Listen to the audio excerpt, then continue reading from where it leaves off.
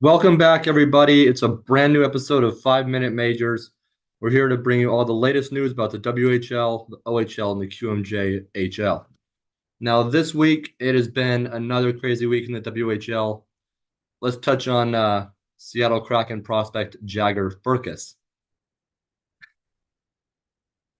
The kid has been on an absolute tear. I mean, he recently achieved the 50-goal milestone in Sunday's 3-0 shutout victory in Wenatchee over the Wild.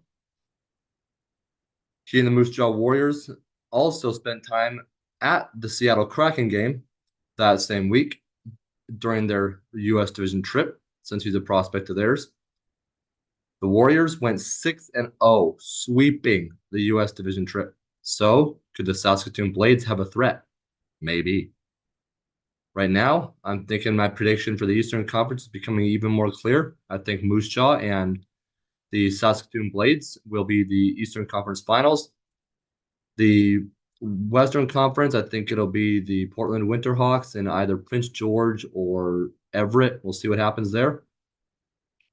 But that Final Four with Prince George, Everett, Portland, one of those three, and then Saskatoon or Moose or the Moose Jaw Warriors. I know you're saying that that's not four, that's five. Yes, but think about it here. So four of those five teams are going to be probably in their respective conference finals. So the Western Conference, there's kind of wild card action, like who's going to make it, who's not, who's going to be the other team. Um, I think the Western Conference is much more competitive. Obviously, the Saskatoon Blades are running the table this season, but it'd be interesting to see how that happens down the stretch. The Wenatchee Wild, they've clinched a playoff berth as well. Their first season in the WHL. Technically, it's not the franchise's first season, but as the Wenatchee Wild, it is. That franchise has had a lot of success in their past cities, starting with the Edmonton Ice and then Kootenay Ice, and before moving to become the Winnipeg Ice, and now the Wenatchee Wild. So it'll be interesting to see, and I wish them the best. I still think they're maybe a second round team. Obviously, they've been phenomenal this year. Um, they were given a load of talent from the Winnipeg team, but they had to kind of trade away some of those key players to build their future up, and got a lot of faith in Bliss in their future. I'm really excited to see what I'm really excited to see what they do, because Graham Sword has been a leader for them, and Kenta is so guy, and obviously some of those guys are 20-year-olds this year, so you're going to have a little bit of retooling to do, a little bit of growth next season and over the next few seasons. But I think with Bliss at the helm and Roy Summer coaching and Chris Clark as well, I think they have a really bright future, and I'm really excited to see what they do. I think they'll be a playoff team for hopefully years to come. I could see them maybe missing it once here or there just because of the circumstances they were given and having to kind of rebuild their future. But honestly, I wouldn't be shocked if they make the playoffs over the next few years and don't really have to rebuild with the moves that Bliss made over the last few years or made this year with the franchise to build them for the next few years and after what they were given from the last few years as the Winnipeg Ice. But aside from that, the Victoria Royals, they have the chance to clinch here soon. They still have not clinched. They would be the fifth seed playing Wenatchee in the playoffs. Wenatchee would have home ice as the fourth seed. We'll see what happens there. Prince George, Portland, and Everett could still jockey for that first seed. Right now, as of Tuesday, the Prince George Cougars are sitting in first. We'll see what happens there. But I think the Portland Winterhawks are the team to beat right now. They beat the Saskatoon Blades this season. They beat Everett. But the problem with Everett is you go up to their barn and Everett can win. I mean, they are a different monster on their home ice. So that has always been a challenge for the Winterhawks in the playoffs. I think that is their biggest challenge going forward.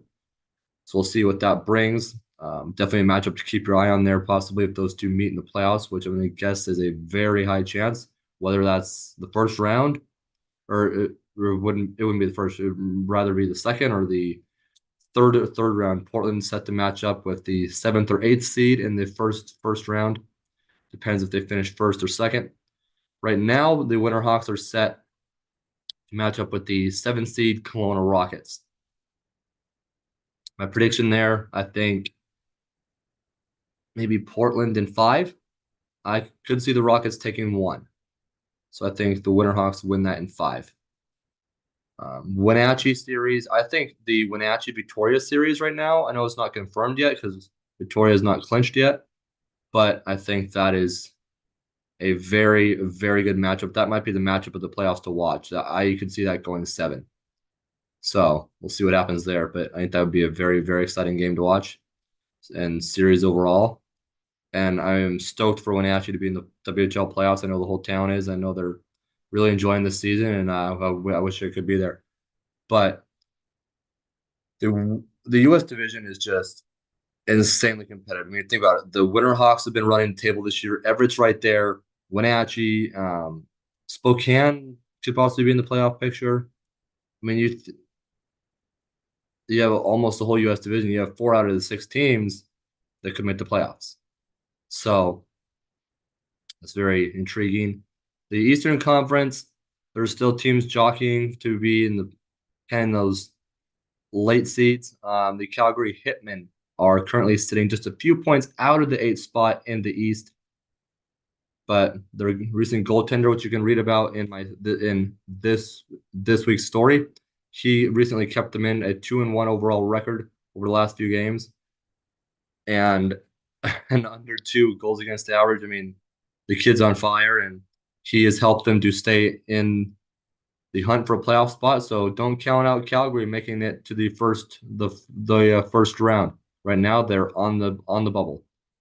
So that's kind of what we've seen in the WHL this week. And but Jagger Furcus, that is the story of the week. That kid has been on fire. A 6-0 sweep for the Moose Jaw Warriors of the U.S. Division trip, like I said, and a visit to a Kraken game.